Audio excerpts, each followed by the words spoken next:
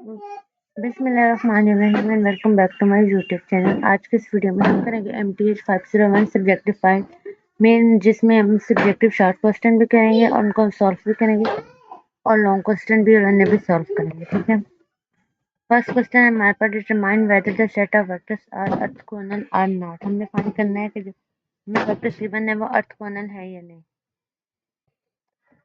सबसे पहले हमने वेक्टर्स लिख लिए तीनों। ठीक है, फिर हमने उसकी ऑर्थोगोनैलिटी चेक करने के लिए हमने उसको पेयर वाइज कंपेयर किया और डॉट प्रोडक्ट इसके लिए। ठीक है, v1 डॉट v2 और v1 डॉट v3 और v2 dot v3।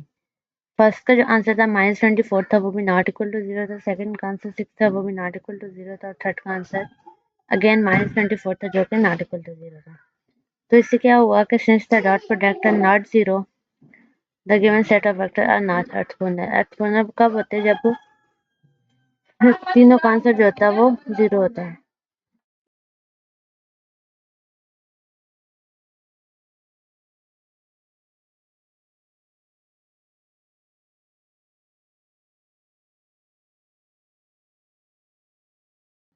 Okay, next question. If the following set of the vector is orthogonal with respect to the origin inner product on IQ, हमें जो set है वो given है। ठीक है, हमने बताना है कि वो ऑर्थोगोनल है या नहीं। ठीक है, सबसे पहले हमने किया आर क्यूब करना था, तो v1 लिया हमने और v2 लिया। ठीक है, check whether the vector are orthogonal, we compute their Euclidean inner product, यानी कि डॉट प्रोडक्ट लेंगे तो vectors are orthogonal if and only if the dot product is 0। अगर इन दोनों का जो डॉट प्रोडक्ट है वो 0 आया तभी ऑर्थोगोनल होगा।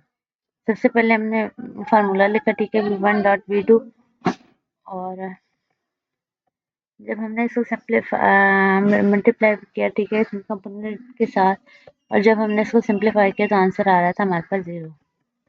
तो इससे हमारे पास कंक्लूजन क्या हुई कि since the dot product is 0, the given vector are orthogonal with respect to the Euclidean inner product on R3। Next question था, if matrix A 1 4 5 4 5 6 7 8 8 and A transport is equal to 6, then find the determinant of the matrix। तो हमने सबसे पहले matric को लिख लिया। ठीक है, फिर हमने इसका डिटर्मिनेंट भी हमें गिवन था, वो भी हमने लिख लिया। ठीक है, अब हम फाइंड क्या करेंगे? property of determinant for any square matrix, determinant of a matrix is equal to the determinant of its transport। So A transport लिया। ठीक है, हमने जो इक्वल था ए के, और सब्स्टिट्यूट जब हमने किया गिवन वैल्यू को तो वो आया 6, तो दोनों का आंसर जो था वो 6 था। नेक्स्ट है हमारे पास, let be b1 b2 b3 and d is equal to d1 d2 be the basis for the vector space v and w respectively। let t and v goes to w be a linear transformation with the property that t into b1 is equal to 3d1 minus 5d2 and 2b2 is equal to minus d1 plus 6d2 and tb3 is equal to 4d2। Find a matrix M for t relative to b and d। चलें इसका solution निकालते हैं हम लोग। हमें जो given था B में अब क्या था, b1 b2 b3, और डी में क्या था, d1 एंड d2। ये थे क्या? Basis of vector space w। फिर हमने लीनियर ट्रांसफॉर्मेशन को डिफाइन किया। ठीक है, b1 जो थी वो 3d1 माइनस 5d2 थी, b2 जो थी माइनस d1 प्लस 6d2 थी, और b3 जो थी वो 4d2 थी। We asked to find the matrix of t relative to the basis b and d।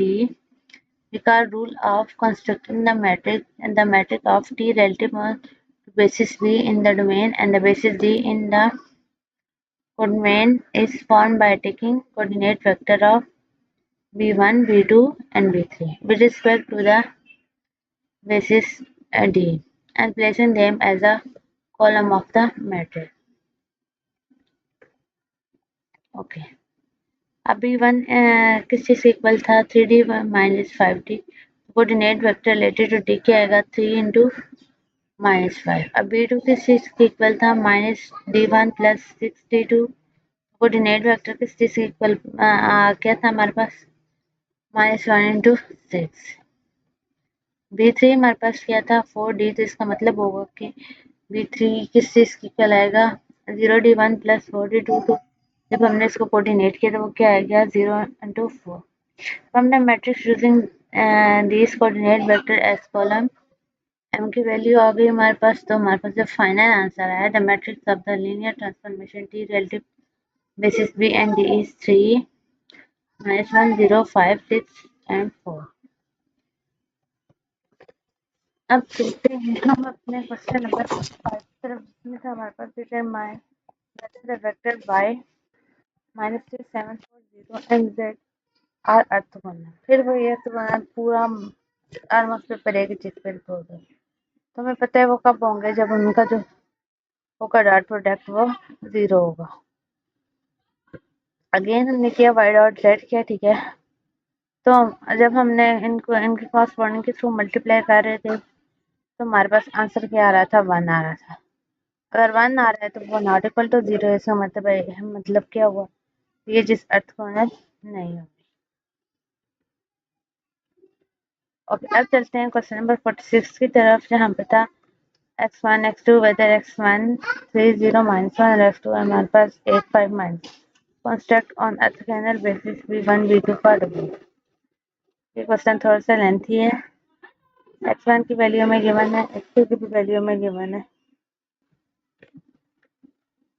मैं इतना कुछ बोल चुकी हूँ, देखा तो वीडियो स्टॉप थी। अब मुझे ये भी नहीं याद कि वीडियो हमने स्टॉप कहाँ से की। चलिए इस क्वेश्चन को दोबारा से देख लेते हैं। हमारे पास सेट गिवन थे, ठीक है। सबसे पहले हमने प्रोजेक्शन इसकी जो थी वो काउंट की, फिर हम डॉट प्रोडक्ट काउंट करेंगे, क्योंकि डॉट प्रोडक्ट अगर 0 होगा तो तभी पता चलेगा ऑर्थोगोनल है या नहीं। उसका आंसर 30 आया। फिर v1 डॉट v1 के उसका आंसर हमारे पास 10 आया।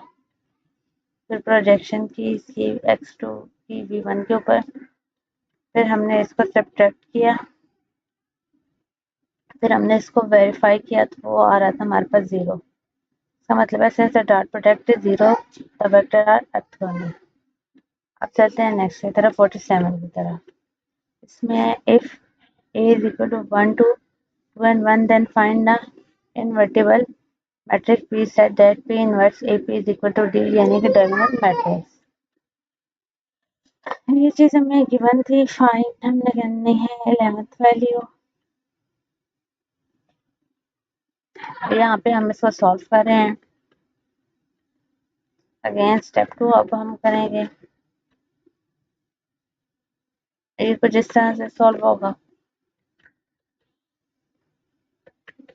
और फिर हम इसका फाइनल आंसर आ रहा था हमारे पास 3।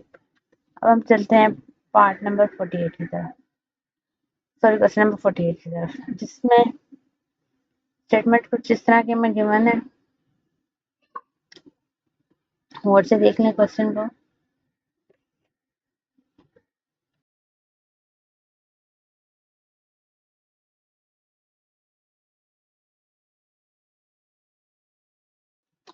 अब चलते हैं इसके आंसर की तरफ। हम अज्यूम कर लेंगे सबसे पहले y is equal to ab1 plus bb2। फिर हमारे पास गिवन जो चीज़ थी वो थी, फिर हमने इसको कंप्यूट किया राइट हैंड साइड से। अब हम इक्वेट करेंगे कॉरस्पॉन्डिंग कंपोनेंट्स को, फिर हम सब्स्टिट्यूट करेंगे थर्ड इक्वेशन में। अब हमने सब्स्टिट्यूट करना है a and b into first equation के साथ। तो हमारे पास फाइनल आंसर h की वैल्यू आ रही थी -2, तो इसका मतलब है y lie in the plane generated by v1 and v2 when h is equal to -2। आते हैं 49 की तरफ। Compute the least square error associated with the least square solution x ax is equal to b, where a and b उनके दोनों के में value given है। सबसे पहले हमने a of x निकाला, ठीक है।